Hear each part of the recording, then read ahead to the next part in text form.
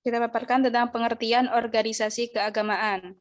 Nah, di sini sudah tertulis di PPT secara terminologi tentang lembaga keagamaan, yaitu adalah salah satu organisasi kemasyarakatan yang dibentuk atas dasar kesamaan, baik itu kegiatan maupun profesi, maupun fungsi ataupun agama.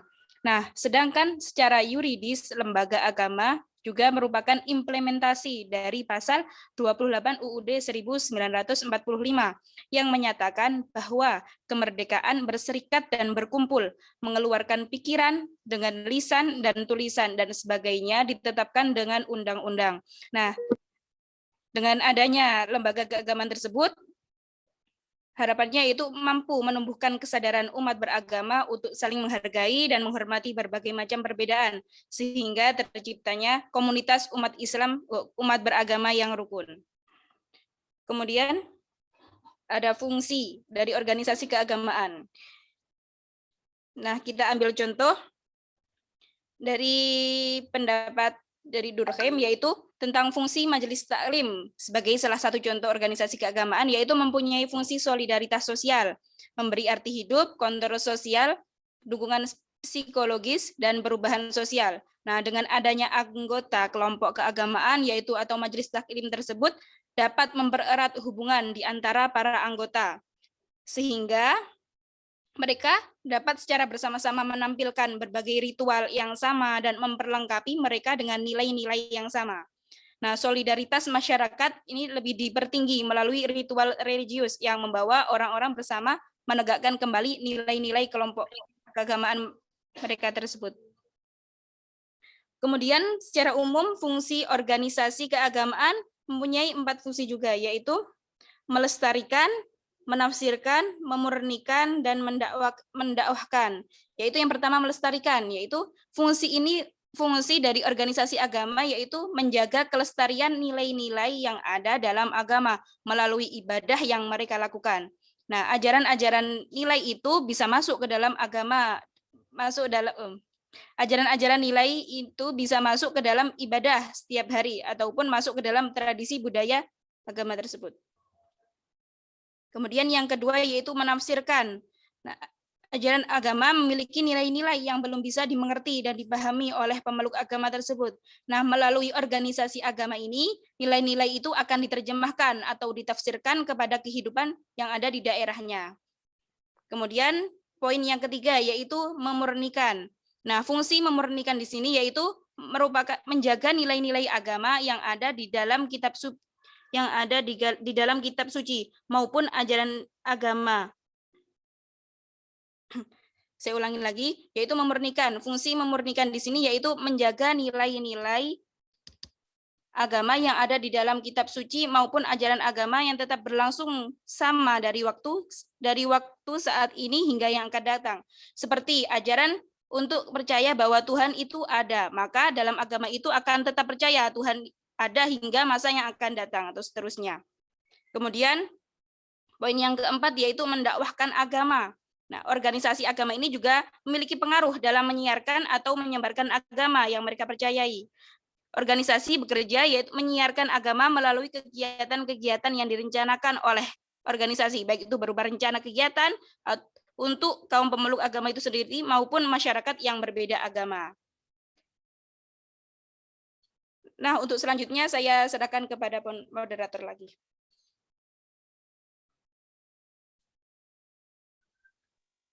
Baik, selanjutnya yaitu ada peran organisasi keagamaan dalam kehidupan masyarakat yang akan dipaparkan oleh Kak Mone.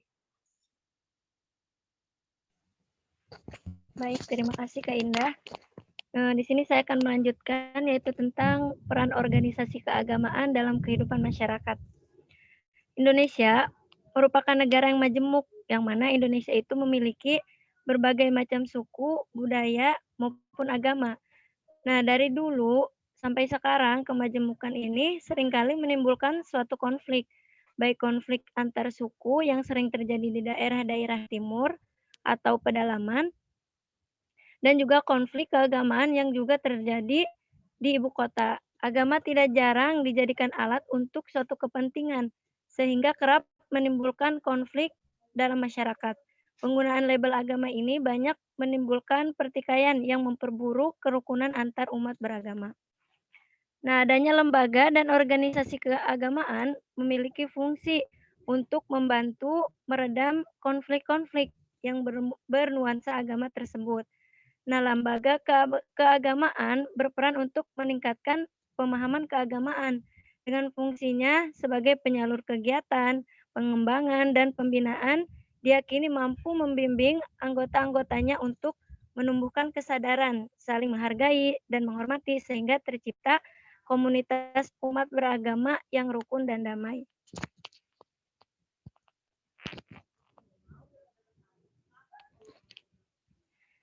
Selain itu, organisasi keagamaan seperti Nahdlatul Ulama, Muhammadiyah, Persis, Al-Wasilah, dan Nahdlatul Wathon yang terdapat di Nusa Tenggara Barat memberikan pengaruhnya yang amat luas dan kuat di wilayah. Peranannya cukup nyata dan hampir tak terbilang jumlah masjid, musola, madrasah, sekolah, pondok pesantren, bahkan perguruan tinggi didirikan dan dikelola oleh lembaga sosial keagamaan ini.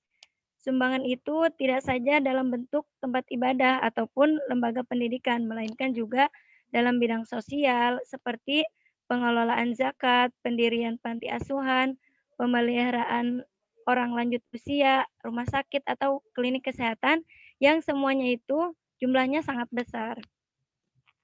Baik, mungkin itu saja. Saya kembalikan kepada moderator.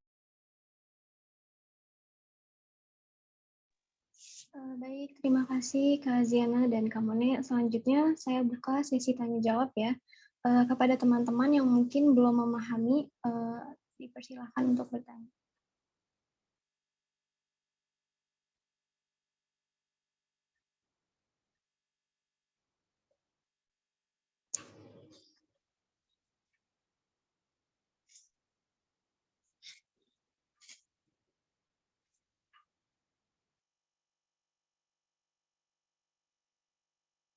Baik, teman-teman, apakah ada yang ingin bertanya?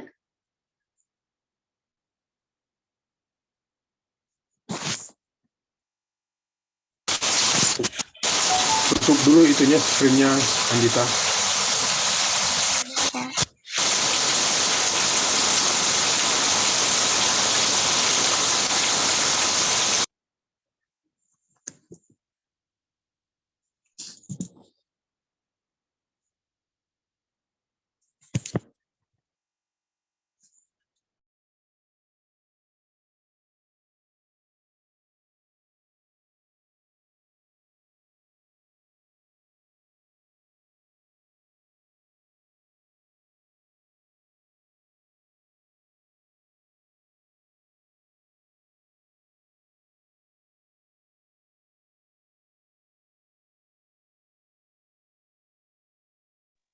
Halo, Assalamualaikum, Kak. Iya, Kak Hamidah. Iya, izin bertanya, Kak. Ini kan tentang organisasi keagamaan ya. Nah, kalau kita lihat di Indonesia itu kan sudah cukup banyak ya beberapa organisasi keagamaan yang ada di Indonesia. Nah, itu kira-kira berdasarkan tadi peran dan fungsinya, itu sudah berjalan sesuai dengan porsinya atau tidak, Kak, yang di Indonesia ini? Itu aja mungkin, Kak. Terima kasih. Ya, baik. Saya ulangin ya, Kak Hamidah, pertanyaannya. Dari banyaknya organisasi yang ada di Indonesia, apakah sudah berjalan gitu ya, Kak? Seperti itu bukan, Kak Hamidah? Iya, betul, Kak Indah. Ya, baik. Selanjutnya, teman-teman ada yang ingin bertanya lagi?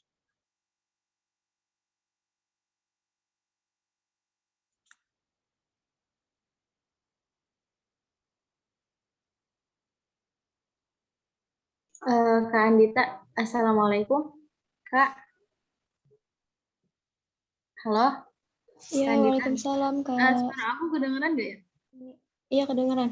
Iya, di sini aku mau bertanya. Kan salah satu, tadi kan contoh-contoh organisasinya itu kan disebutkan ya sebagai KNU, Muhammadiyah, dan yang lainnya gitu kan. Nah, di sini kan ada fungsi organisasi keagamaan pada umumnya itu kan untuk melestarikan, menafsirkan, menguraikan, dan mendakwahkan agama ya Pak.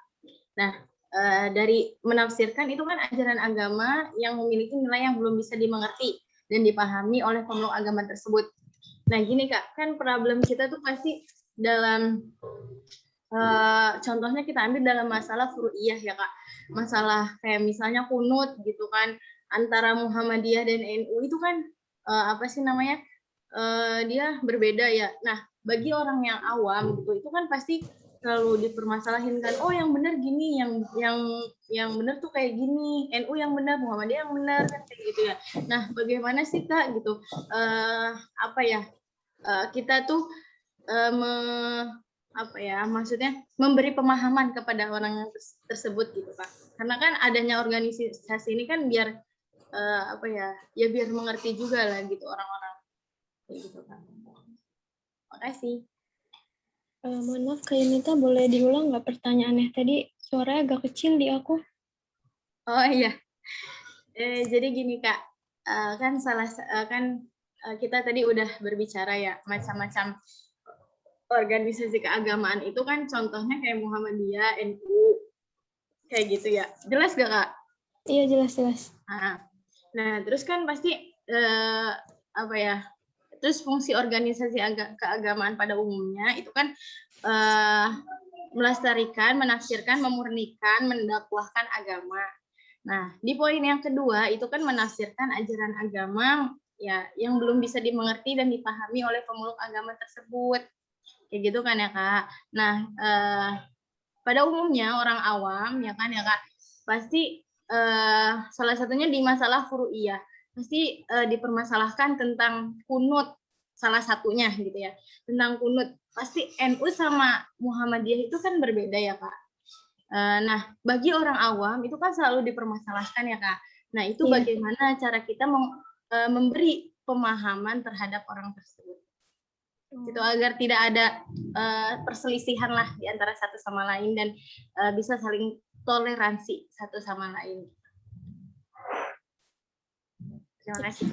Ya, mungkin aku ulangin ya Kak Yunita. Pertanyaannya kurang lebih seperti ini ya, bagaimana caranya memberi pemahaman kepada orang yang awam terhadap perbedaan dari suatu pernyataan gitu ya. Misalnya dari perbedaan antara kunut di NU dan Muhammadiyah gitu ya, bagaimana cara memberi pemahamannya. Seperti itu bukan Kak Yunita? Iya Kak, gitu. Biar tidak ada perselisihan antara satu dan yang lainnya. Iya, baik. Terima kasih Kak Yunita. Mungkin kita buka satu pertanyaan lagi ya buat teman-teman yang masih ingin bertanya. Winda izin bertanya, Kak. Iya, Kak Winda. Iya, Kak. Sebelumnya Winda mohon maaf, Winda off cam Bapak dan kakak-kakak, soalnya di sini jaringannya kurang baik, sering keluar masuk jadinya off cam. Sebelumnya Winda mau tanya, pertama gini Kak, di Indonesia itu kan banyak organisasi-organisasi keagamaan itu sendiri ya Kak. Nah problemnya itu justru banyak masalah yang terjadi gara-gara itu. Nah yang Winda pertanyain berarti baiknya itu ya udah Islam itu satu organisasi aja, kita sama-sama nyatuin kekuatan aja buat jadi satu organisasi yang gede, atau ya udah kita terima aja kemajemukan organisasi-organisasi ini gitu. Terus yang kedua, Winda mau nanya, kan antara organisasi-organisasi itu biasanya suka ada problem sama kayak yang tadi Kak Yunita bilang ya. Nah, problemnya itu berarti dari organisasinya itu sendiri atau dari anggotanya itu sendiri atau emang ada faktor luar yang adu dombain gitu Kak. Jadi pertanyaannya itu. Terima kasih. Iya, terima kasih Kak Winda. Pertanyaannya ada 2 ya Kak?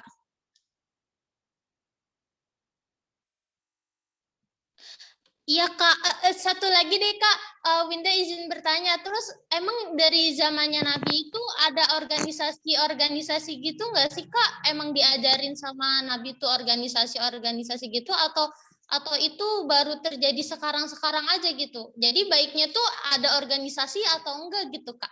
Terima kasih. Iya, terima kasih juga Kak Winda. Bagaimana Kak Ziana dan Kak Mone, apakah ingin menjawabnya? Kak, Saya ingin mencoba menjawab untuk pertanyaan pertama dari kami tadi apa ya Kak? Tolong diulangi maksudnya. Oh ya, Pertanyaannya. tadi pertanyaan pertama dari Kak Hamidah.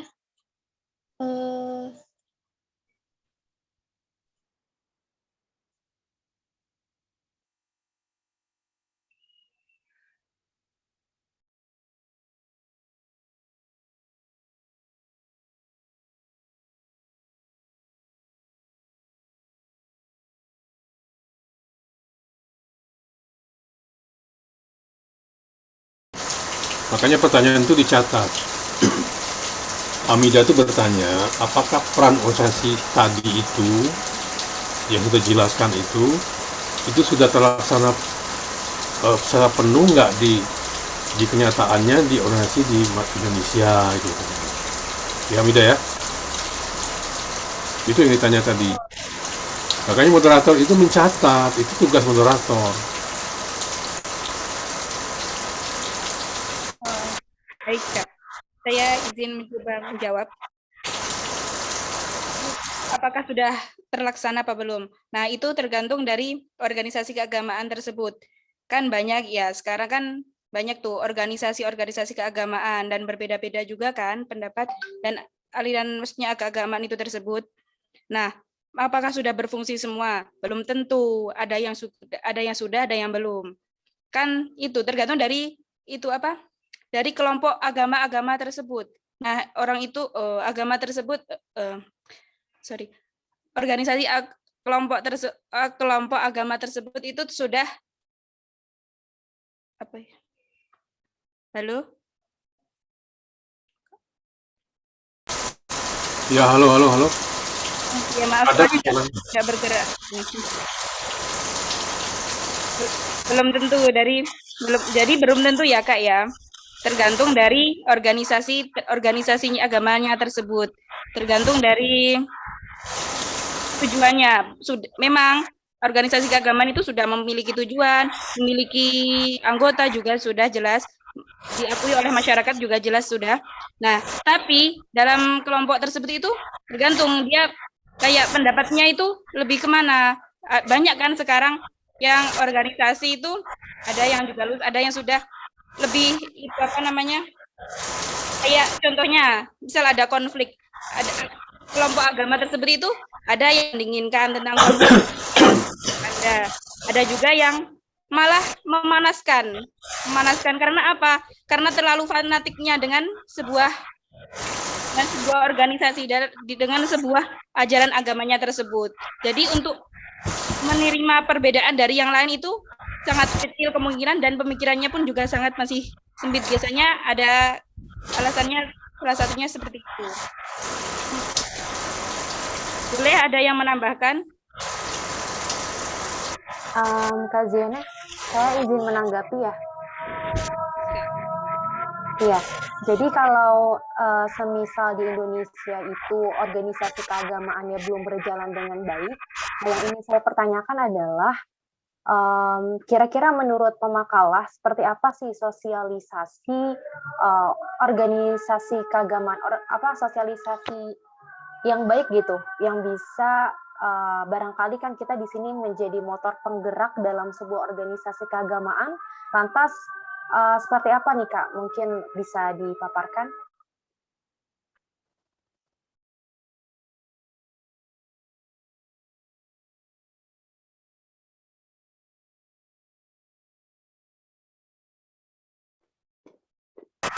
Oke, mungkin saya bantu ya. Ini Diana nggak kuat ini. Pertanyaannya berat ini. Karena tidak tahu apa tujuan NU, apa tujuan Muhammadiyah.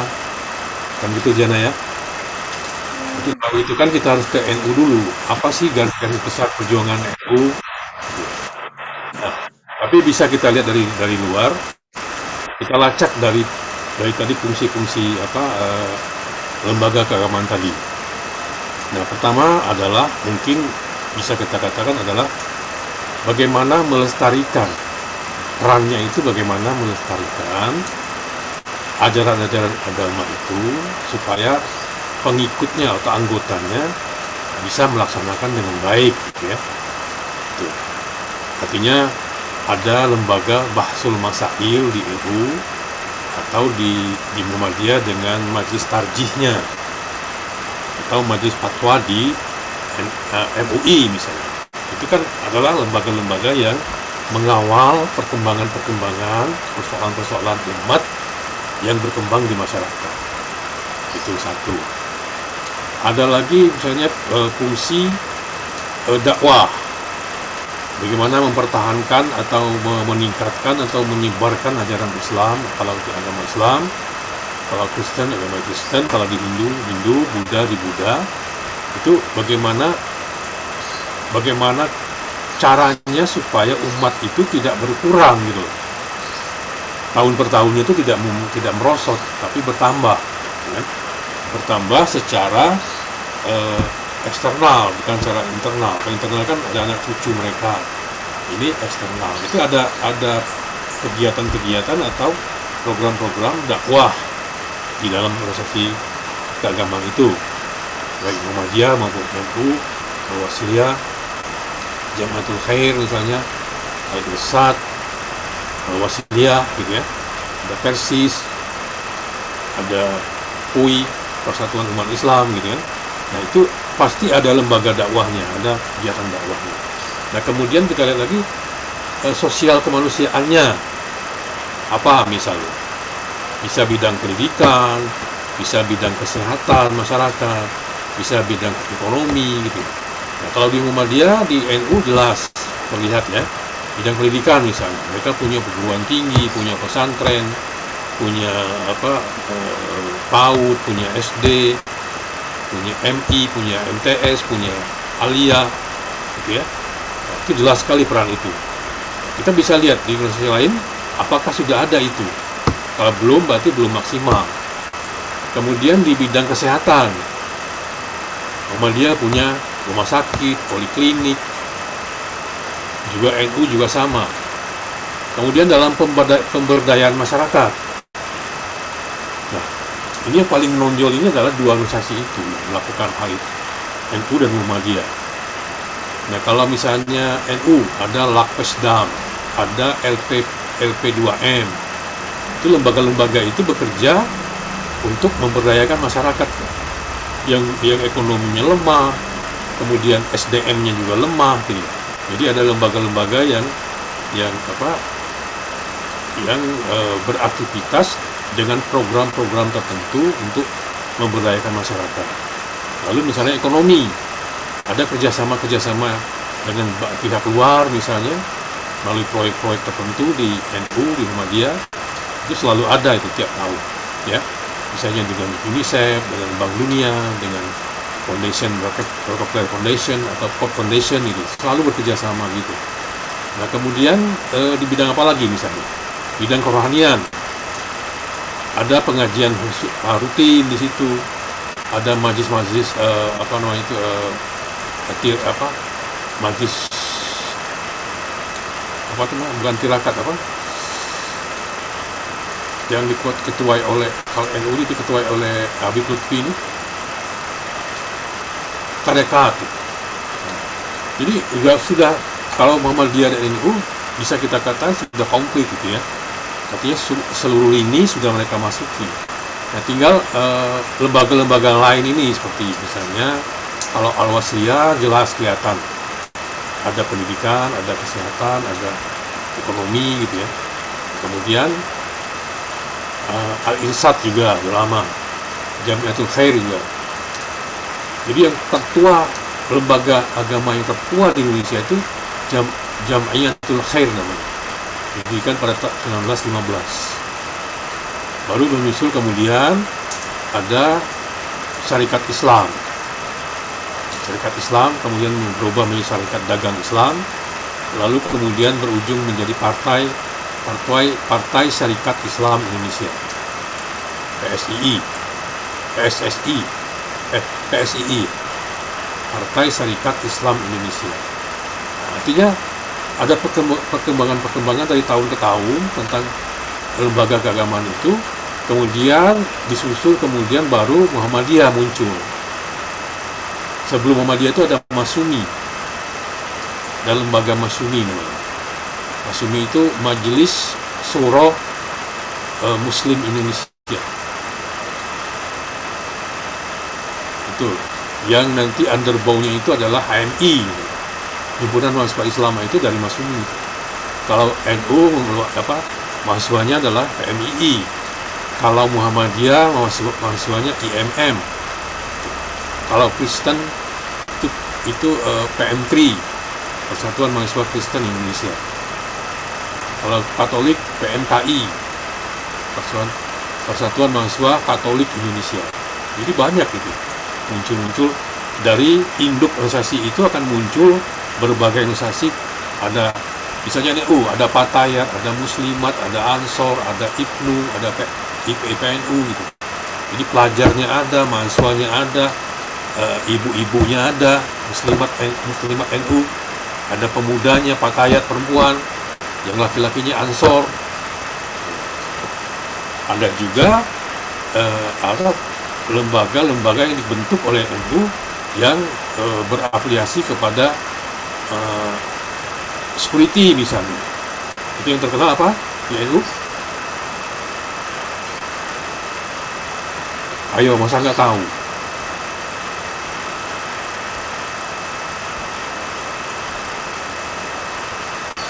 Apa kesatuan Ansor NU itu?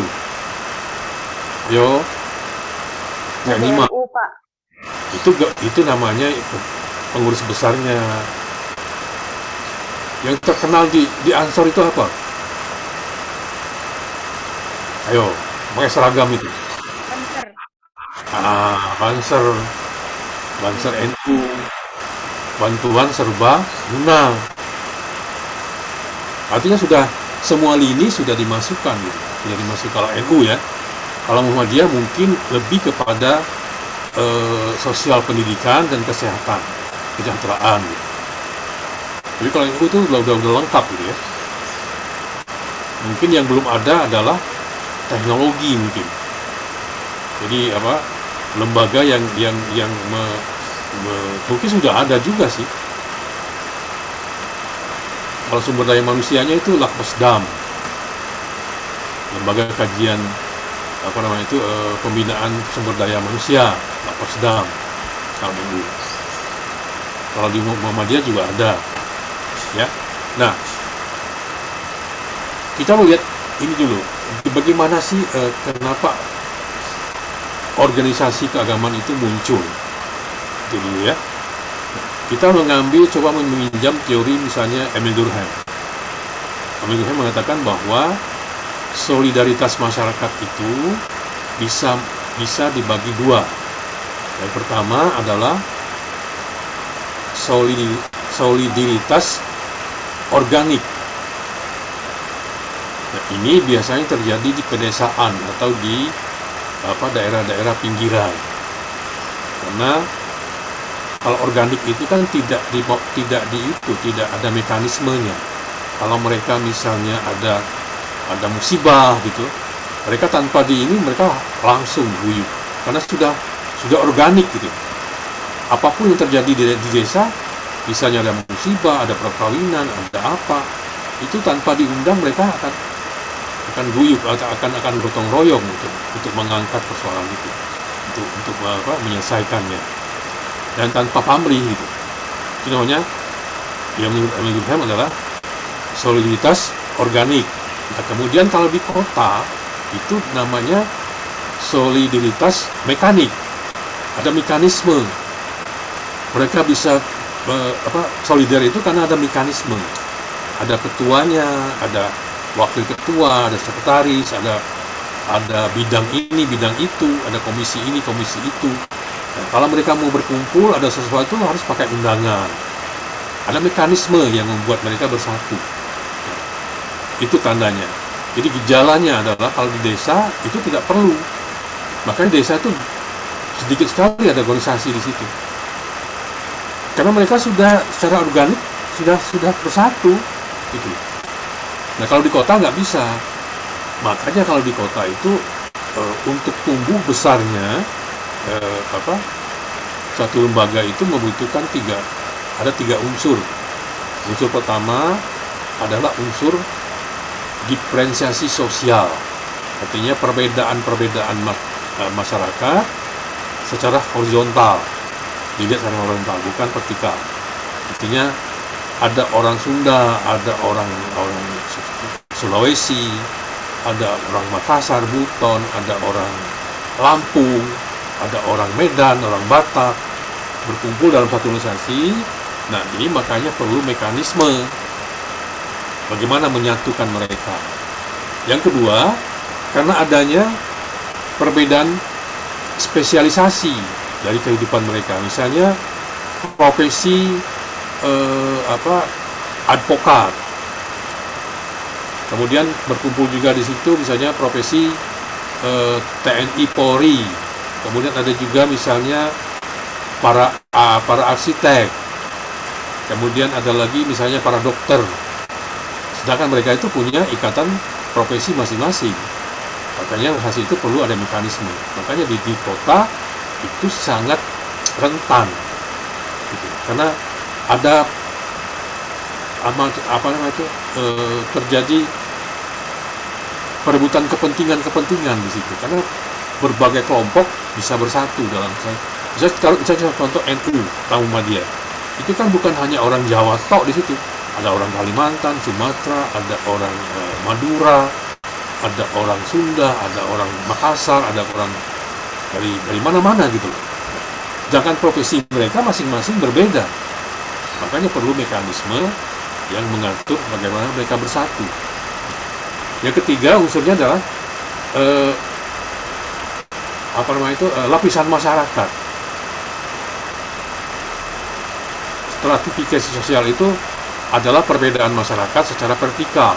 Ada kelompok elit atas, ada kelompok menengah, masyarakat menengah, ada masyarakat kelas bawah. Nah, itu juga menyebabkan terjadi perbedaan-perbedaan dalam organisasi itu berdasarkan kelompok-kelompok mereka. Jadi kepentingan-kepentingan mereka juga beradu di organisasi itu, makanya seringkali terjadi konflik dalam internal dalam organisasi itu karena itu tadi keanggotaannya itu heterogen gitu. Kalau di desa itu biasanya homogenitasnya, karena petani semua berkebun, paling bedanya cuman jadi pengepul gitu. Antara pengepul dengan petani dan kebun itu kan hampir satu warna gitu. Makanya mereka homogen. Ya, karena homogen, maka soliditas mereka itu tidak perlu ada wadah gitu lah, ada semacam organisasi. Karena mereka secara otomatis akan bersatu kalau ada apa-apa. Tapi kalau di kota nggak bisa. Misalnya ada tahlilan 40 hari di sebelah rumah. Kalau nggak diundang, ya nggak datang. Tapi kalau malam pertama, malam kedua, malam ketiga biasanya itu otomatis kita akan datang. Tapi begitu 40 hari, biasanya kalau kita nggak diundang, kita nggak bisa datang. Nah, itu kan ada artinya bersatu tapi ada mekanisme. Gitu. Nah, di balik itu semua pertanyaan tadi itu ingin saya jelaskan satu, bahwa kita sebelum demokrasi terbuka hidup sama zaman sekarang ini kalian nggak merasakan, itu hampir 40 tahun kita hidup dalam keseragaman, diseragamkan oleh Orde Baru. Semua harus sama, ideologi harus satu, dasar organisasi harus satu, kemudian seragam sekolah SD harus merah putih, SMP harus biru putih, SMA harus putih dan abu-abu. Semua harus seragam semua.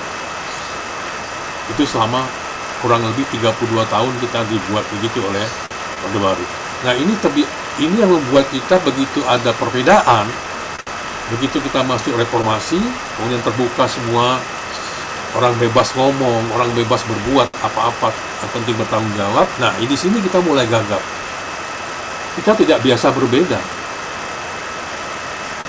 Mestinya hidup itu sesuai dengan kehendak Allah, kita merawat perbedaan itu demikian rupa sehingga hidup itu berwarna. Kalau hidup itu sama semua, tidak akan enak hidup. Kehidupan kita bisa indah, bisa bahagia, bisa happy itu kalau kita merawat perbedaan-perbedaan itu menjadi sebuah potensi. bukan sebuah ancaman. Ya. Nah, kembali kepada konflik internal organisasi di agama Islam. Ini karena perbedaan paham. Ya, yang satu bermazhab 4 mazhab, yang satu tidak bermazhab, itu akan berbeda. Mulai saling mengkafirkan, mulai saling membid'ahkan. Nah, ini sebenarnya semua pekerjaan yang kontraproduktif, yang tidak menghasilkan apa-apa. Sementara Allah menghendaki kita hidup berbeda, tidak sama. Kenapa kita harus paksa kita harus sama? Sementara Allah memberikan hukum alam, kita tidak bisa sama. Kan aku jadikan apa namanya? Inna khalaqnakum syu'uban wa qabaila. Itu Al-Hujurat ayat berapa? Kalau orang menikah itu di undangan itu pasti ada surat itu, ayat itu. Wa qabaila yata'arafu, ya. Nah, itu artinya Allah membuat kita itu berbeda-beda, tidak sama, bersuku-suku, berbangsa-bangsa. Untuk apa? Untuk kita saling berintegrasi, saling bersilaturahmi, saling mencari kelebihan dan kekurangan masing-masing, kemudian kita menjadi sebuah potensi besar untuk positif. Itu maksudnya. Nah, kalau kita sama semua, Allah bisa bikin semua orang memeluk Islam di dunia. Apa beratnya buat Allah itu? Nggak ada berat-beratnya itu. Tapi Allah nggak mau, karena itu tidak terjadi di dinamika. Dinamika itu tercapai karena ada perbedaan. Ada perbedaan kepentingan, ada perbedaan orientasi, ada perbedaan lingkungan, ada perbedaan kepentingan gitu. Makanya itu terjadi di dinamika. Dinamika itulah yang membuat hidup ini bertahan terus. Kalau dinamika itu tidak ada, kita malas hidup. Iya enggak? Ini sunatullah. Nah, karena kita lama sekali dibuat oleh pemerintah Orde Baru harus seragam sama. Nah, begitu ada terbuka perbedaan, nah kita jadi gagap. Jadi nggak terbiasa berbeda gitu. Kayak maksudnya kan hidup berbeda. Misalnya kita lihat kan ada orang-orang intelek atau akademik biasanya tidak terlalu ribut dengan perbedaan itu. Mereka bisa hidup berdampingan, bekerja sama dengan baik. Satu agama Islam, satu Kristen, satu Hindu, satu Buddha. Tapi mereka bisa berkoordinasi dengan baik dalam satu pekerjaan. Nah, ini yang sering terjadi. Ini ada kelompok-kelompok, saya katakan kelompok baru lah ya, karena relatif baru, karena pada zaman Orde Baru mereka tidak muncul, karena tidak bisa berbeda kan. Nah, walaupun mereka tuh sudah ada, bukan baru ada gitu, bukan, tapi selama ini mereka sudah ada. Pada zaman Orde Baru mereka juga tidak ada. Nah, ini yang kita katakan dengan potensi laten itu.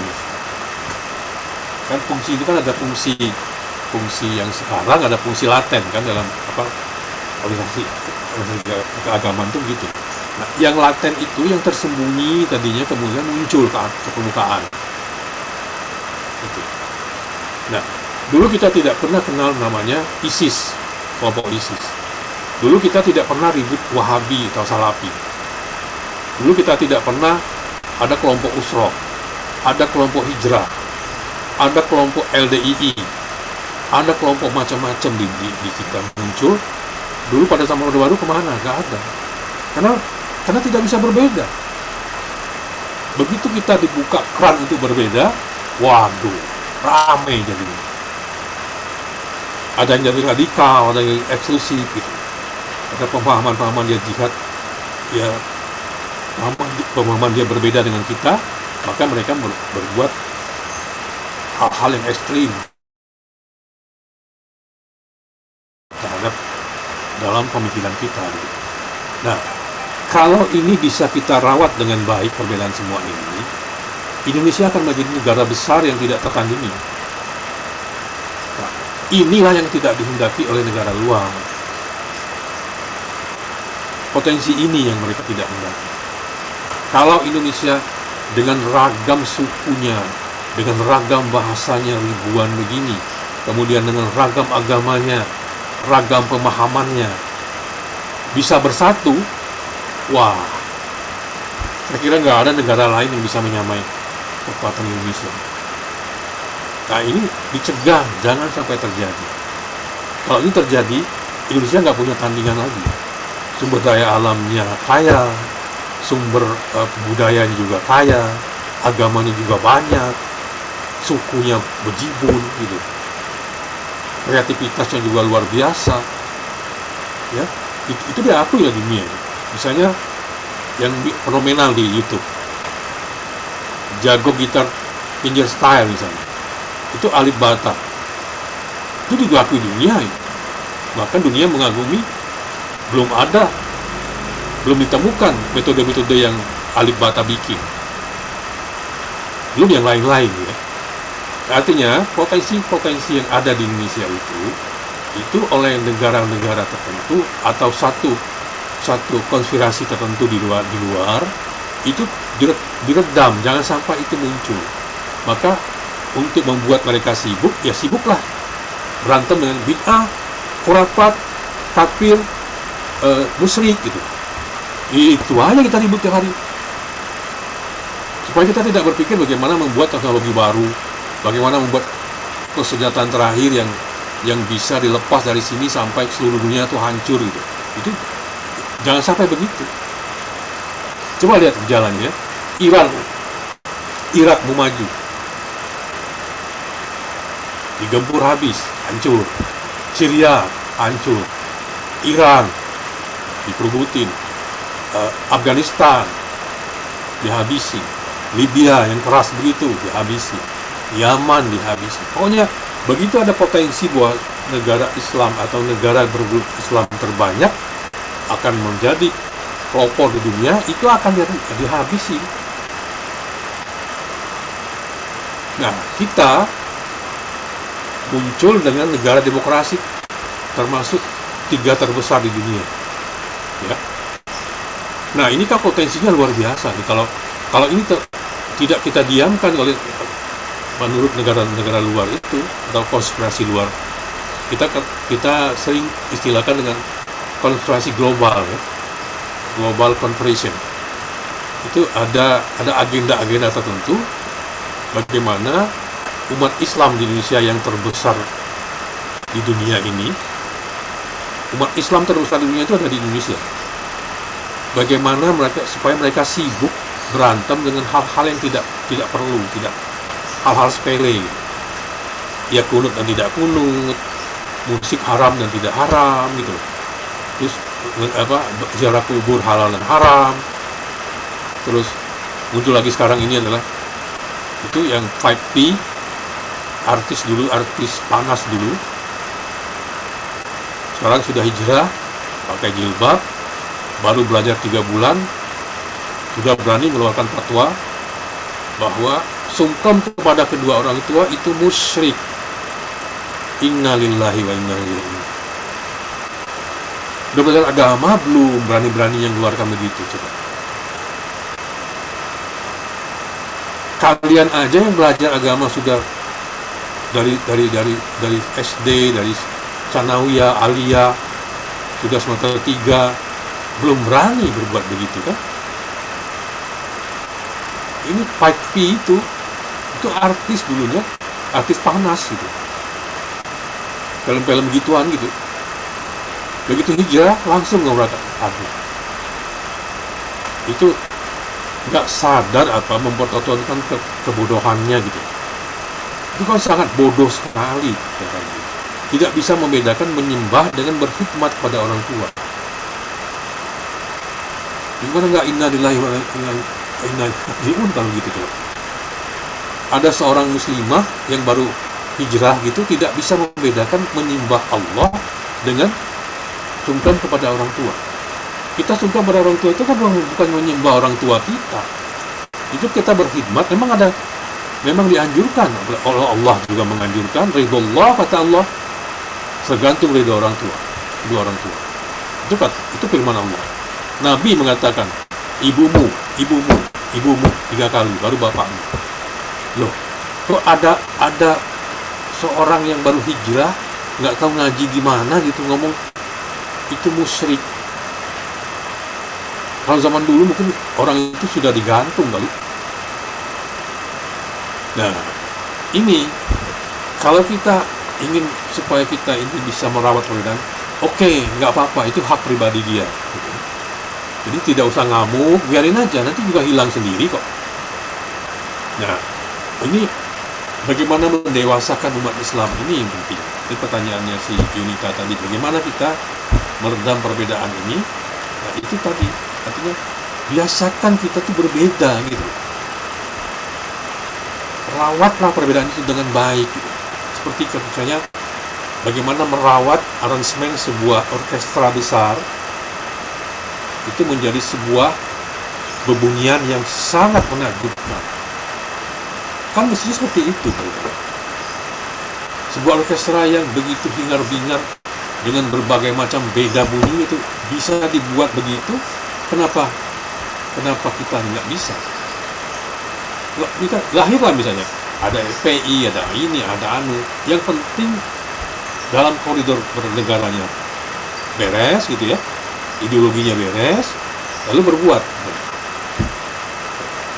Jangan saling menghujat, itu yang terjadi.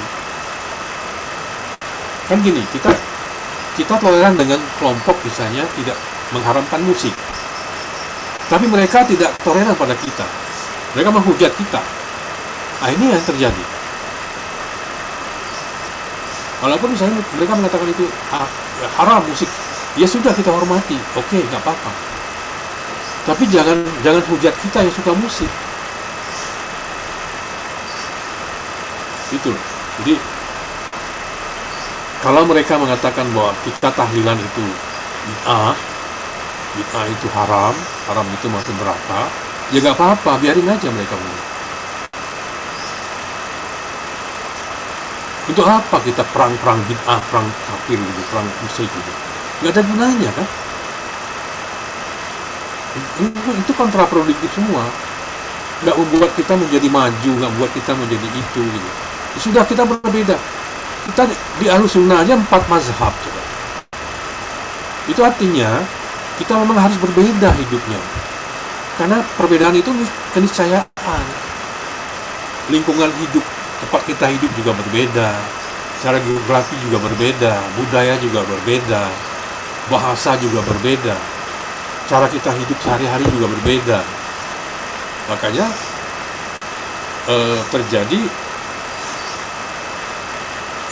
kerjasama seluruh bangsa kan, yang namanya PBB itu.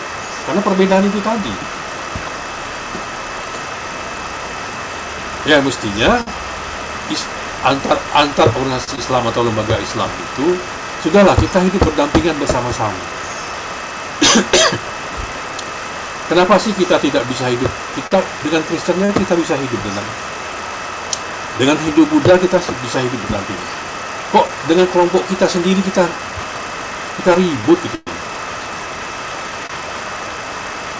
Yang mau kulut ya kulut, nggak apa-apa, kita hormati. Yang tidak mau kulut ya sudah. Jadi sama dengan misalnya ada yang mau makan pisang, ada yang tidak mau makan pisang. Tidak usah ribut kan? Dia nggak suka makan pisang Ambon, saya suka makan pisang Ambon. Sudah, jalan aja. Jangan kemudian jadi ribut. Kenapa kamu nggak suka? Apa alasannya? Apa ini ya? Dalilnya apa? Ini ngapain gitu? Ya kalau nggak suka ya sudah gitu. Iya kan? Nah, artinya bagaimana ke depan itu ada strategi bagaimana kita hidup itu merawat perbedaan-perbedaan itu menjadi sebuah kekuatan. Jangan malah juga menjadi kontraproduktif. Menjadi kita jadi terhambat, jadi perjuangan kita jadi tidak cepat akselerasinya dengan pihak-pihak lain, kita tertinggal. Mestinya umat Islam sekarang itu kan sudah nggak berpikir begitu, berpikir bagaimana menghadapi dunia global yang begitu maju teknologinya. Nanti sekarang ada teknologi digital, kemudian nanti ada lagi perkembangan baru lagi. Itu mestinya itu yang dipikirkan, Bukan ziarah kubur haram, tahlilan haram, maulid nabi bid'ah, ini ngapain gitu. Ya, cobalah kita hidup dengan perbedaan-perbedaan. Jadi saling menghargai perbedaan. Kalau itu terjadi, alangkah indahnya Islam di Indonesia. Mungkin negara lain nggak akan bisa. Mungkin akan membuat kagum seluruh dunia kali. Kalau semua lembaga keislaman di Indonesia ini, keagamaan, bisa hidup rukun, berdampingan, saling menghargai perbedaan, waduh. Saya yakin tidak ada negara lain yang bisa menyamai itu. Dan kekuatan itu luar biasa. Dan itu yang ditakuti oleh konspirasi global itu. Kalau itu terjadi, Islam akan merajai lagi ke depannya. Ini jangan sampai terjadi. Ini yang namanya Islamifobia itu. Yang sesungguhnya Islamifobia itu maksudnya. Ada ketakutan orang-orang luar, orang-orang barat, bahwa Islam akan bangkit lagi. Dia takut betul, jangan sampai itu terjadi. Nah, sekarang Islamofobia itu diadopsi ke dalam Islam sendiri. Kalian kenal dengan Fadlizon kan? Tahu kan namanya? Dia menggunakan itu untuk memecahkan suara-suara dalam pemilu nanti. Dia menggunakan kata Islamofobia itu dituduhnya kepada pemerintah. Padahal bukan ke situ larinya. Semua akademisi itu tahu Islamofobia itu adalah fobianya orang barat terhadap Islam, perkembangan Islam. Oleh politikus, nggak tahulah orang ini, itu dibawa ke dalam negara Indonesia. Diadopsi bahwa pemerintah Indonesia itu adalah menganut dirasuki oleh Islamofobia. Dibuat narasinya seperti itu. Padahal kalau pemerintah kita itu tidak suka dengan kegiatan-kegiatan keislaman, ngapain ngundang penceramah atau kiai ke istana, Isra Mi'raj di Istiqlal, di istana. Kemudian semua ustadz ini semua bebas, semua bicara apa gitu. Bahkan memaki-maki presiden juga boleh, nggak diapa-apain gitu. Apa yang dilarang gitu? Aneh kan? Jadi narasi yang dibuat itu adalah narasi yang dibuat-buat, berita hoax, fitnah. Tapi kalau ini dilakukan terus-menerus, ini nanti akan menjadi kebenaran. Kebohongan yang dilakukan tiap hari, itu nanti akan jadi kebenaran.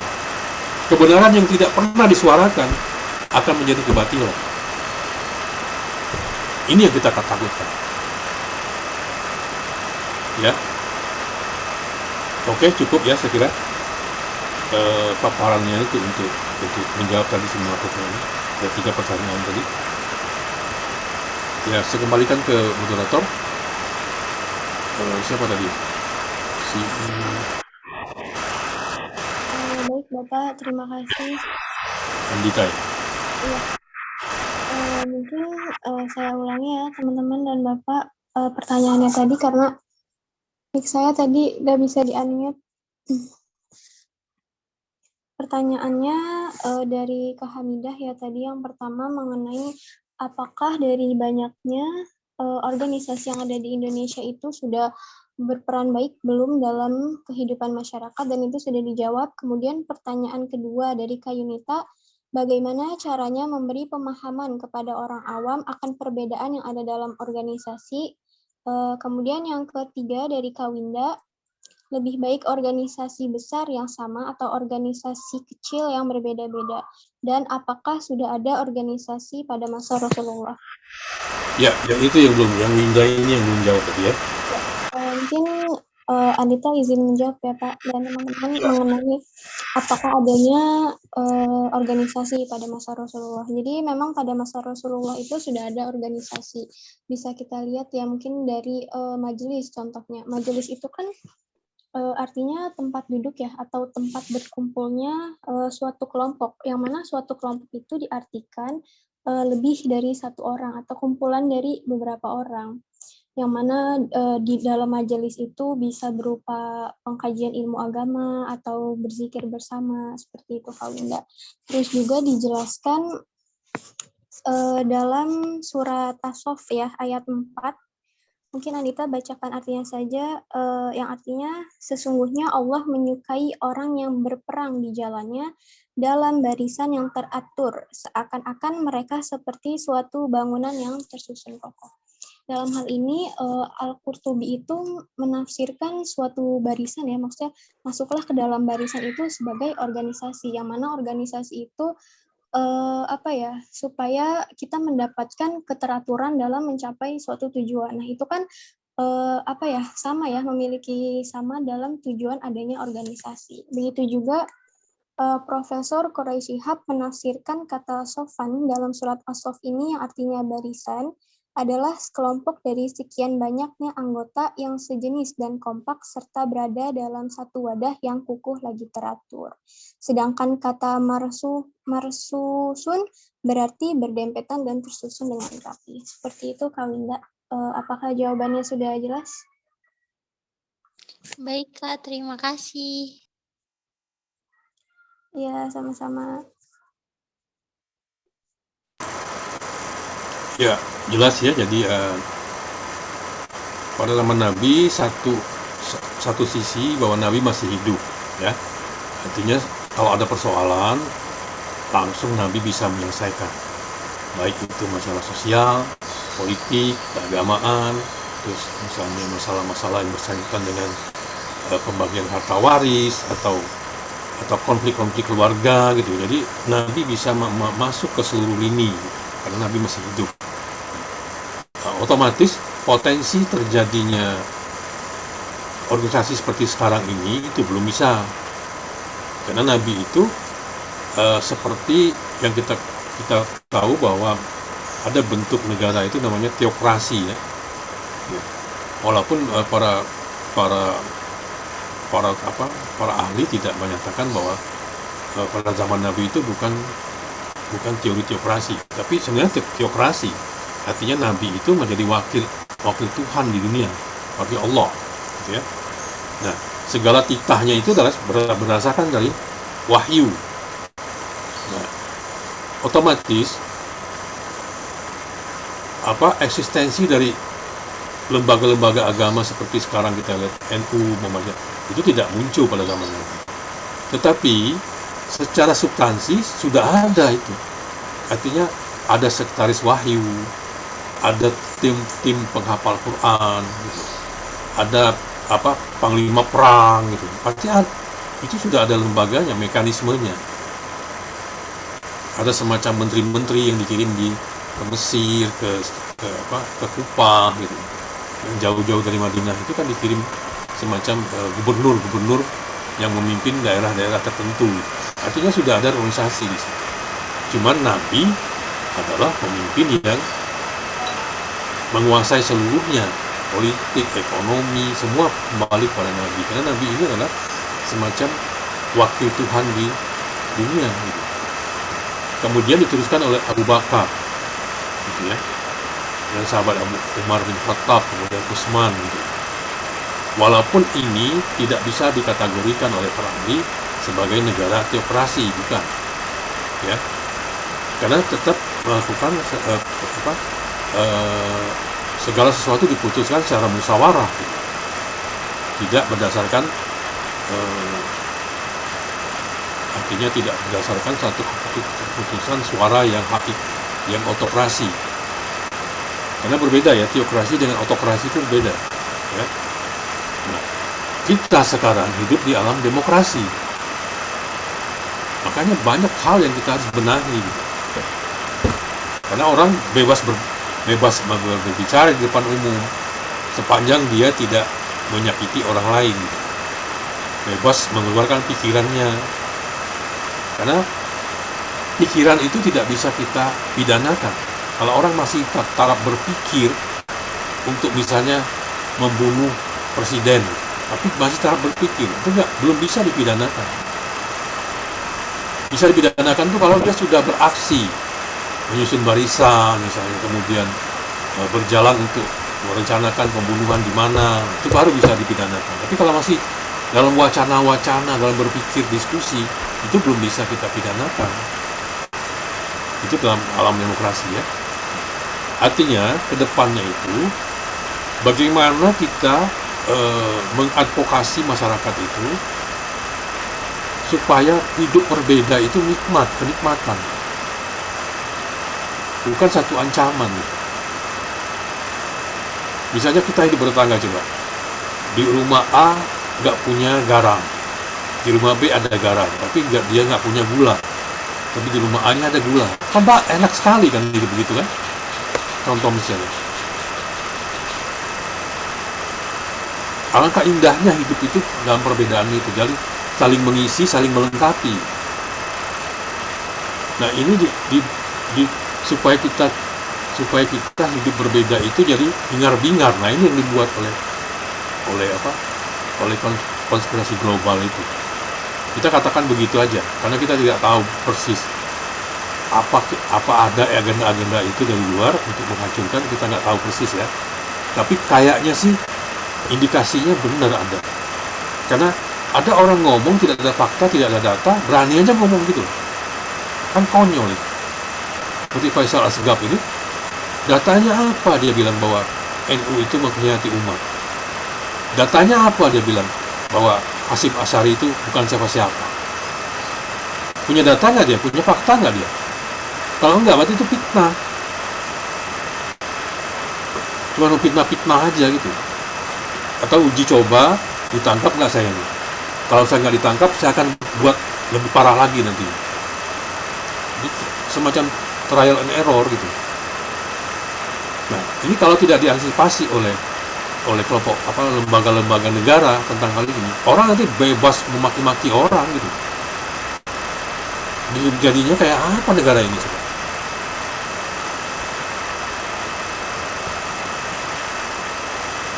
Ini kira-kira begitu ya. Saya kira cukup ya ini, Andita. Bapak, saya mau izin menanggapi, boleh Pak? Boleh.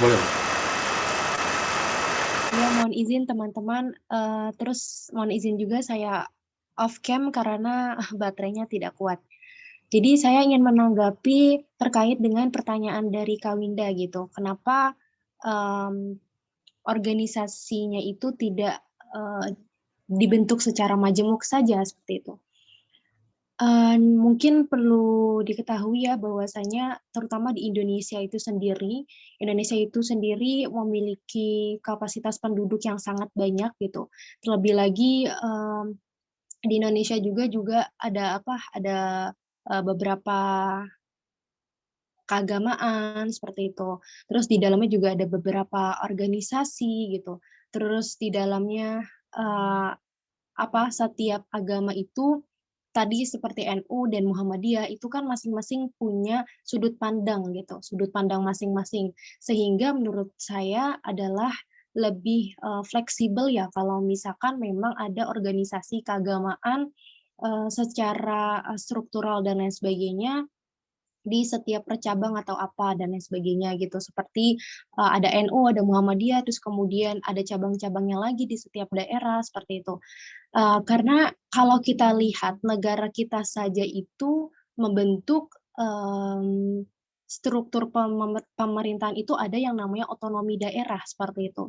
Jadi dalam suatu negara ini kita kan tidak hanya dipimpin oleh Bapak Presiden saja seperti itu, tetapi juga ada pemerintah wali kota, pemerintah daerah dan lain sebagainya seperti itu. Jadi memang akan sulit gitu. Yang pertama dari segi wilayah, yang kedua dari segi kepadatannya tadi terlalu banyak ya orang-orangnya. Terus yang ketiga juga sudut pandang itu berbeda-beda gitu. Meskipun mungkin kalau kita amati ya di Indonesia ini kan juga ada Majelis Ulama Indonesia. Nah, biasanya Majelis Ulama Indonesia ini membuat fatwa yang di dalamnya itu bisa diterima oleh semua kalangan baik NU dan Muhammadiyah gitu. Semisal pada saat kita ingin merayakan Idul Adha, Idul Fitri gitu, itu kan dulu kan ada perbedaan gitu ya. Terus sekarang itu dibuat gimana ya caranya biar bisa sama kita lebarannya dan lain sebagainya seperti itu. Jadi menurut saya memang kalau dilihat dari kondisi dan kemaslahatan umat itu lebih fleksibel kalau dibuatnya itu masing-masing, meskipun nanti semuanya harus punya sisi toleransinya masing-masing. Seperti itu mungkin Kak Winda dan teman-teman.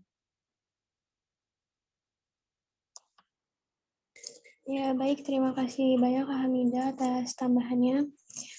Mungkin teman-teman masih ada yang ingin bertanya? Mohon maaf Kak, izin bertanya. Ya, Kak Salsa. Silakan. Berarti ini ya, yang dijelaskan Bapak itu kalau berarti tantangan dari organisasi keagamaan itu adalah ilmu pengetahuan gitu ya. Nah, terus abis itu berarti organisasi keagamaan itu bukan mendakwah tentang agama saja gitu, tapi bisa masuk ke dalam sebuah politik dan ekonomi gitu ya, Kak? Berarti pertanyaannya organisasi keagamaan itu bisa juga masuk ke dalam politik, begitu bukankah Salsa? Ya, gitu. Ya, baik. Apakah Kak Ziana atau Kak Mone ingin menjawab pertanyaan Kak Salsa? Bagaimana Kak? Kurang paham pertanyaannya ini gimana? Oh ya. Jadi pertanyaan Kak Salsa itu kalau kita berorganisasi agama itu bukan hanya sekedar menguasai pengetahuan agama, tapi juga pengetahuan yang lain, karena organisasi keagamaan itu tidak hanya mencakup keagamaan tersebut, tapi juga politik atau seperti apa? Gitu Kak Ziana pertanyaannya. Oh, iya Kak. Banyak kan sekarang kayak organisasi-organisasi agama juga sudah kayak terbit juga di lembaga politik, di lembaga lainnya kan juga banyak kayak seperti NU, lembaga politik ya, pakai dengan PKB ya kayaknya. Terus kalau yang Muhammadiyah, terus yang kayak lainnya kayak ada tuh kayak organisasi agama ini memiliki politiknya kayak gini kan banyak itu. Kayak misalnya yang seperti itu yang saya tahu kayak NU itu ada PKB kayak gitu. Dan seterusnya banyak juga. Ada yang menambahkan barangkali Kak? Ya, mungkin aku mau nambahin sedikit ya Kak Ziana. Jadi contohnya dari yang Anita sudah pelajari itu tentang Sarekat Islam tadi juga mungkin sudah dijelaskan ya oleh Bapak Rison. Jadi kan tadinya itu Sarekat Islam ini tuh SDI ya, atau SPI, Serikat Pedagang Islam, yang mana tujuannya itu untuk menghimpun para pedagang pribumi Muslim agar dapat bersaing dengan pedagang besar dari Tionghoa. Namun pada tahun setelahnya pas ketika dipegang oleh Cokro Aminoto itu diganti dengan Sarekat Islam saja. Jadi cakupannya itu bukan hanya untuk pedagang tapi juga untuk keseluruhan termasuk ke politik seperti itu Kak Salsa. Mungkin teman-teman yang masih ingin menambahkan dipersilakan ya. Iya Kak Indah izin menanggapi ya. Iya Kak Hamidah. Sebelumnya pertanyaan dari siapa? Kak Salsa ya? Iya, dari Kak Salsabila Khairunisa. Iya, mungkin betul ya yang sudah disampaikan sama Kak Ziana dan Kak Indah, tetapi mungkin yang lebih ditekankan oleh Kak Salsa itu apakah memang bisa ya gitu, politik itu masuk ke dalam organisasi masyarakat atau organisasi masyarakat itu membentuk sebuah politik dan lain sebagainya gitu. Nah menurut saya ini penting juga ya di dalamnya gitu. Yang terpenting adalah politik ini tidak disudutkan dengan sebuah ideologi gitu. Seperti semua kan terbagi ya. Tadi sudah disampaikan oleh Bapak bahwasanya di dalamnya itu organisasi keagamaan ada yang berbentuk ekonomi, kemudian ada yang berbentuk kesehatan dan lain sebagainya gitu. Apalagi politik yang dibentuk oleh organisasi keagamaan ini pasti banyak membentuk politik-politik yang bersih dan lain sebagainya gitu. Terus mungkin dari politik yang ada dalam organisasi keagamaan itu juga bisa menjadi tolak ukur atau cerminan bagi organisasi lain gitu. Oh, bahwasanya seperti ini ya gitu.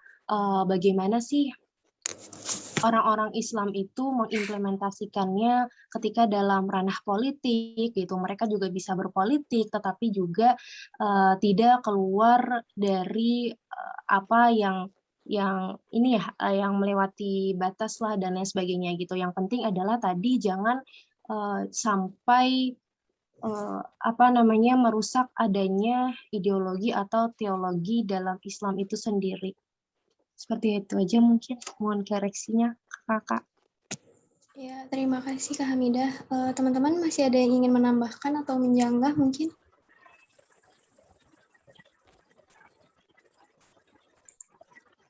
Kalau tidak ada, Anita ingin membacakan, ini ada pertanyaan di kolom komentar dari Anisatul Afifah.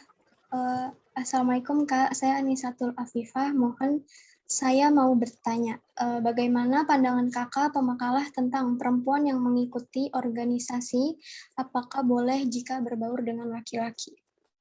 Seperti itu pertanyaannya. Mungkin Kakak pemakalah ada yang ingin menjawab?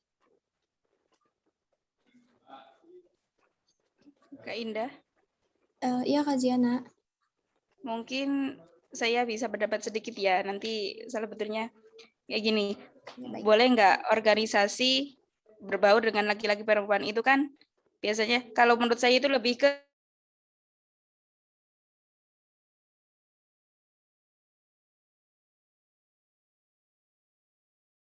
nggak dilarang harus tidak boleh berbaur dengan laki-laki perempuan kayak gitu. Nah ini kan lebih membahas ke organisasi Islam ya, tidak boleh berbaur ke laki-laki sama perempuan itu.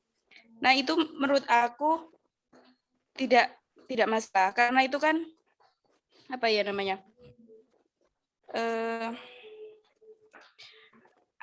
adab ya, kayak tidak boleh berbaur, tidak boleh lebih dekat dengan laki-laki itu lebih ke adab, lebih ke cara menjaga kita sebagai seorang muslim untuk tidak terlalu menjaga jarak lah intinya kayak gitu.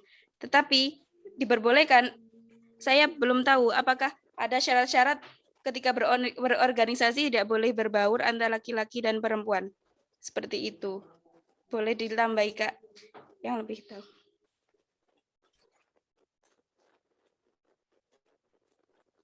Kak Ziana izin masuk ya. Iya.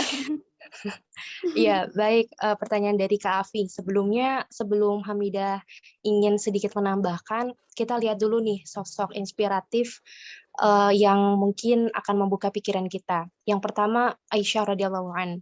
Beliau itu adalah salah satu keturunan atau keluarga Rasulullah ya, keluarga Rasulullah yang masuk ke dalam pemerintahan.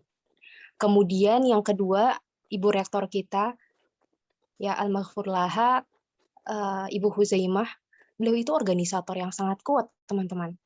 Organisator yang sangat-sangat kuat gitu, baik organisasi yang ada seperti MUI, kemudian yang lain juga organisasi perempuan, saya lupa namanya, yang jelas itu ada, terbentuknya itu dulu dari UIN kalau nggak salah, UIN Jakarta, itu banyak sekali. Beliau itu adalah organisator ya.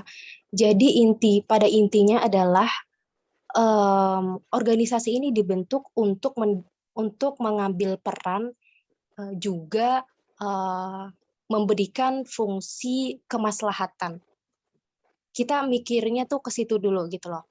Kemudian caranya itu bagaimana, di dalamnya itu kan ada sistem dan lain sebagainya gitu. Kemudian mungkin kalau misalkan berbaur dan lain sebagainya, ini mungkin masuknya itu kepada akhlak kita masing-masing ya gitu. Dan kalau misalkan tadi Kak Ziana menyampaikan dari segi perspektif Islam gitu, kita ikutnya organisasi Islam aja gitu. Menurut saya kita juga bisa mengikuti organisasi yang lebih luas lagi, yang lebih universal lagi gitu. Karena di dalam organisasi yang umum pun di dalamnya juga ada etika moral yang sesuai dengan batasan-batasan pergaulan. Seperti itu. Jadi mungkin kalau misalkan secara umumnya memang ada batasan pergaulan yang sudah diatur dalam etika dan moral dan lain sebagainya. Kalau kita kan ada pembentukan akhlak antara seperti apa sih perempuan dan laki-laki batasannya dan lain sebagainya. Seperti itu. Jadi kalau misalkan memang kita ingin menjaga, ya kita menjaga diri kita bagaimana caranya agar tidak terlalu cenderung berbaur dengan lelaki. Misal kita rapat ya kalau berdua ya jangan mau gitu. Misalkan ada orang perantara dan lain sebagainya, atau rapat masa berdua di kafe, ini kan enggak masuk akal gitu. Tapi yang namanya rapat itu mungkin dalam sebuah forum dan lain sebagainya seperti itu. Jadi saya harap teman-teman bisa lebih, kita semua bisa lebih terbuka dan bisa lebih berperan juga. Itu aja. Terima kasih Kak Ziana. Terima kasih, Kak. Ya, terima kasih Kak Hamidah. Mungkin aku juga mau nambahin sedikit ya terkait pertanyaan ini. Jadi memang benar yang sudah dikatakan oleh Kak Hamidah dan juga Kak Ziana, perempuan itu bisa tetap mengikuti organisasi asalkan semuanya itu tetap terjaga gitu ya. Dan mungkin aku mau menambahkan sedikit, walaupun misalnya perempuan itu keluar bukan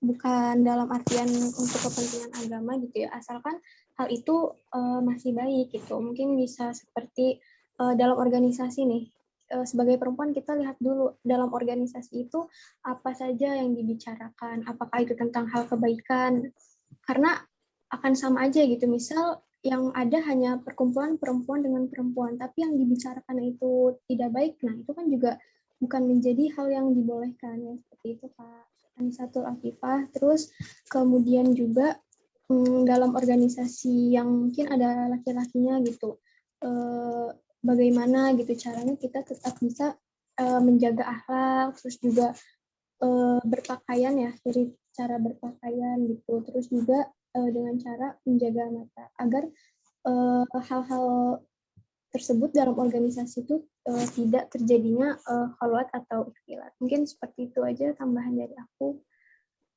Teman-teman masih ada yang ingin menambahkan? Izin menambahkan, Kak, biasanya kalau kayak gitu kembali lagi ke masing-masing diri bukannya, Kak? Jadi kalau kitanya juga memantaskan dirinya baik, orang lain tuh juga bakalan beda memperlakukan kita dengan cara dia memperlakukan orang lain gitu.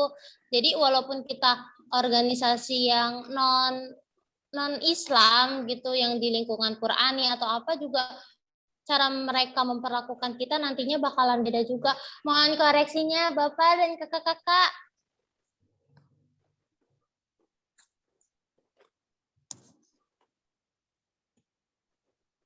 Baik, terima kasih ya Kak Winda. Mungkin teman-teman masih ada yang ingin bertanya atau menambah? Kak Anita, mau izin menambahkan sedikit ya Kak? Ya, boleh Kak Yunita, banyak juga. Ya. Jadi menambahkan tadi yang Kak Hamina bilang, jadi kita tuh apa sih namanya, nggak apa ya, maksudnya bukan berarti kita tuh harus hanya bisa masuk organisasi yang apa ya, yang seperti agama yang kita anut gitu. Tapi kita bisa mengikuti organisasi di luar itu ya, maksudnya walaupun nanti organisasinya itu ada berbagai macam agama atau ras atau suku, itu nggak apa-apa, agar pengetahuan kita juga luas. Nah di samping itu disitulah kita juga bisa apa ya, kalau misalnya dibilang tuh kan kita bergaul sama siapa aja ya gitu, dan pasti banyak perbedaan, dan kita itu harus apa ya, tadi yang dibilang sama Bapak itu harus bisa apa namanya, harus bisa merawat perbedaan itu. Nah dari situ juga kita selain itu kita bisa apa ya namanya, berdakwah gitu, sambil berdakwah mendakwahkan agama kita gitu Kak. Udah sih seperti itu aja Mas, ada tambahannya. Terima kasih. Baik Kak Yunita, terima kasih banyak. Mungkin teman-teman masih ada yang ingin bertanya lagi? Atau menambahkan juga boleh.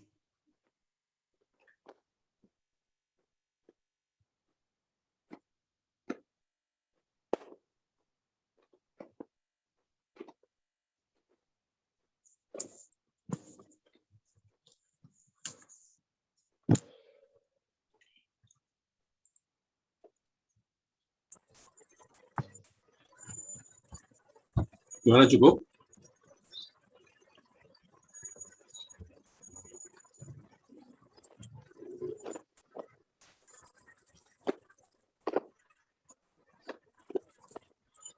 Nah, buka. Saya kalau buka video pas sinyalnya turun. Baik, kalau sudah nggak ada pertanyaan, kita akhiri pertemuan kita. Tadi pertanyaan tentang perempuan ikut itu nggak ada masalah sih. Yang penting gimana niatnya masuk organisasi itu, penting niatnya. Jangan melenceng dari niat awal gitu. Nah, kalau misalnya ekses sedikit di dalam organisasi itu biasa. Ya namanya kita bergaul kan. Kadang-kadang pergaulan itu kita berbuat A, berbuat B. Nah, sepanjang itu tidak melanggar kaidah-kaidah agama ya tidak masalah. Karena itu kan adalah pergaulan. Artinya bagaimana proses kita menjalani kehidupan itu kan bermacam-macam variasi. Ya. Ada macam aneka konflik terjadi, aneka kepentingan, kemudian berbagai prinsip-prinsip yang beradu di situ, kemudian terjadi ekses negatif maupun positif, yaitu itu satu keniscayaan dalam sebuah organisasi. Kita bisa bermesraan dengan anggotanya, kita bisa juga ribut, bisa konflik, itu ya biasa aja. Gitu. Artinya jangan alergi dengan perbedaan gitu.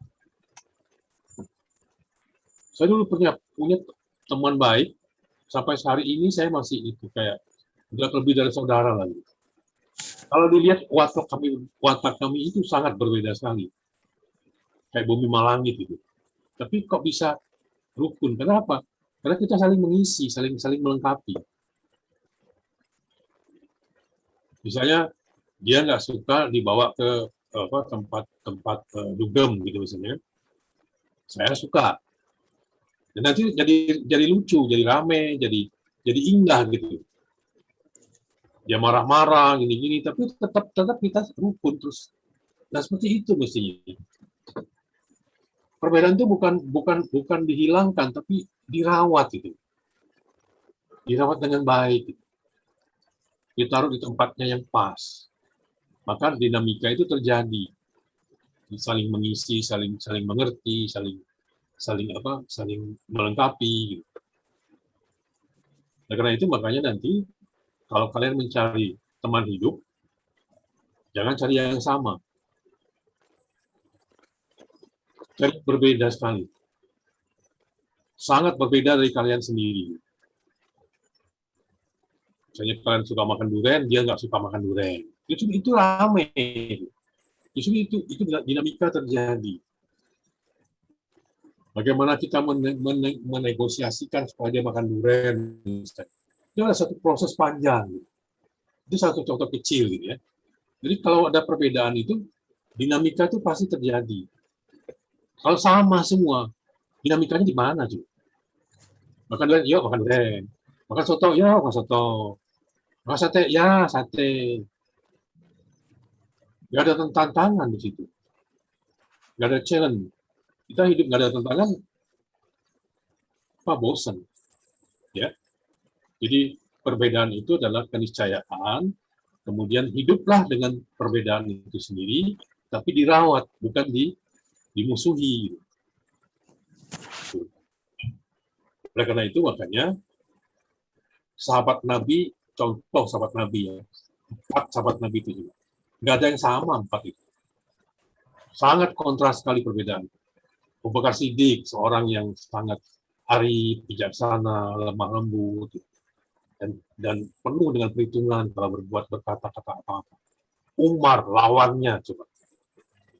Umar itu temperamental, orangnya pemarah, terus memutuskan sesuatu dengan tegas gitu. Umar. Kemudian Utsman itu seorang pengusaha kaya, orangnya itu santun. Utsman itu sangat santun sekali. Dengan istrinya aja dia sangat santun, menghormati betul. Dan dia adalah orang yang sangat dermawan. Ali anak muda yang gagah, anak muda yang tegas, anak muda yang jujur, anak muda yang betul-betul pemberani. Gitu. Jadi 4 sahabat itu sudah mewakili 4 karakter. Nabi bisa hidup di berempat ini, sih, bayangkan. Umar ya sayang sama Nabi dan dengan Rasulullah seperti apa. Bahkan kata Umar, biar saya mati, jangan sampai Rasulullah itu. Abu Bakar juga sepantas dengan Nabi, juga sama. Artinya itu sudah satu gambaran diberikan oleh Allah bahwa hidup itu memang berbeda gitu.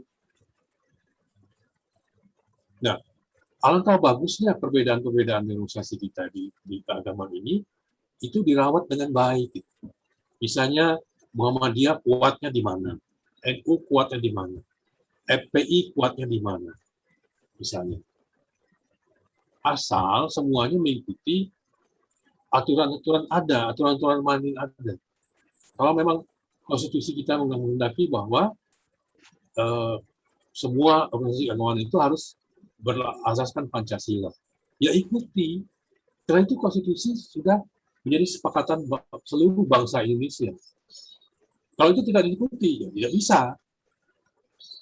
HTI katanya, dia tidak mengakui Pancasila, ya nggak bisa hidup di Indonesia. Selama itu mereka mengikuti semua angka itu, kemudian perbedaan itu dirawat, otomatis akan menjadi sebuah kekuatan besar di Indonesia. Dan itu tidak akan terjadi. Negara mana bisa menandingi? Penduduknya terbesar di dunia, kemudian ragamnya banyak di Indonesia, suku, agama, kemudian ras, kemudian bahasa. Jadi ya, pulau juga banyak gitu. Jadi nggak ada negara seperti Indonesia itu, nggak ada. Makanya orang luar tuh bingung kenapa Indonesia yang terpencar-pencar dengan pulau-pulau itu, dengan berbagai suku itu, dengan perbedaan agama yang banyak itu, kok bisa tidak pecah, tidak cerai-berai kayak Syria aja cuma dua suku gitu. Hancur. Kita berapa suku? Kalau suku-suku di Indonesia itu berontak kayak di luar, negara kita jadi kecil-kecil gitu. Ada negara Sunda, ada negara Jawa, ada negara Kalimantan Selatan, ada negara Kalimantan Timur, negara Sumatera Selatan, negara Sumatera Utara, gitu. Kecil-kecil dunia. Tapi karena Pancasila itulah kita tetap utuh sampai hari ini. Nah itu sudah teruji. Makanya ada Hari Kesaktian Pancasila. Karena beberapa kali uji coba tetap nggak mampu. Tahun 48 sebelumnya PRRI memberontak di Sumatera untuk membuat negara Sumatera hancur. 48 PKI Musso bertindak di Madiun, berontak hancur. 65 terakhir PKI berontak lagi hancur. Artinya Pancasila sudah teruji 3 kali. Sebelumnya juga di Makassar ada pemberontakan. Di Aceh utuh. Keutuhan inilah yang membuat kita bisa mau nggak mau, suka nggak suka kita harus akui bahwa Pancasila itu bisa menyatukan kita semua. Itu ya kita. Nah, ada kelompok-kelompok tertentu mulai merongrong ini. Jangan percaya pada Pancasila. Apa itu Pancasila? Padahal itu founding father negara kita membuat itu bukan main-main. Usul Pancasila itu berdarah-darah gitu. Datang orang seenaknya ngomong gitu. Apa itu Pancasila? Hah? Apa orang seperti ini yang kita ikuti? Sekarang ada orang mengatakan bahwa apa itu butuh? Ngapain percaya pada NU? Kan kerjanya cuma menipu rakyat. Dia nggak punya data, nggak punya fakta. Ngomong gitu. Kalau ngomong ada data dan fakta, ayo kita berdebat. Ini cuma ngomong gitu doang, hilang. Itu yang saya bilang tadi itu, mereka menggunakan rumus, kebatilan yang dinarasikan tiap hari, itu lama-lama jadi kebenaran. Kebenaran yang tidak pernah disuarakan, lama-lama jadi kebatilan. Jadi, waspadalah umat Islam yang lurus ini, supaya itu jangan didiamkan terus, harus disuarakan. Makanya muncul Seperti di NU muncul Gus Baha, tiap hari dia keluarkan ceramahnya di YouTube untuk mengantisipasi itu, supaya masyarakat itu punya pilihan gitu, bukan suara-suara mereka terus yang dengar. Lama-lama kan orang menganggap itu benar. Coba misalnya sekarang, Yunita tiap hari lewat di satu tempat selama 1 tahun, tiap hari begitu orang itu, Yunita gila, Yunita gila. Setahun itu. Lama-lama tuh bingung Yunita. Apa benar saya gila ya? Padahal nggak gila sama sekali. Nah, seperti itu contohnya. Kalau kebatilan itu disuarakan terus tiap hari, lama-lama jadi benar. Ya kira-kira gitu ya. Saya kira udah habis waktu. Itulah tadi kesimpulan sudah dibacakan oleh Anita. Lebih kurang dari saya, mohon maaf. Mestinya ada satu lagi persoalan yang menyangkut organisasi ini, tipologinya. Tapi kita nggak punya waktu lagi. Dibaca aja ya. Tipologi dari lembaga keagamaan atau organisasi keagamaan itu yang lewat kita bahas tadi. Ya lebih kurang saya mohon maaf. Wabillahi taufiq wal hidayah. Wassalamualaikum warahmatullahi wabarakatuh. Sampai minggu depan ya. Waalaikumsalam warahmatullahi wabarakatuh. Terima kasih Bapak. Terima kasih banyak Pak. Ya, sama-sama. Terima kasih banyak Pak.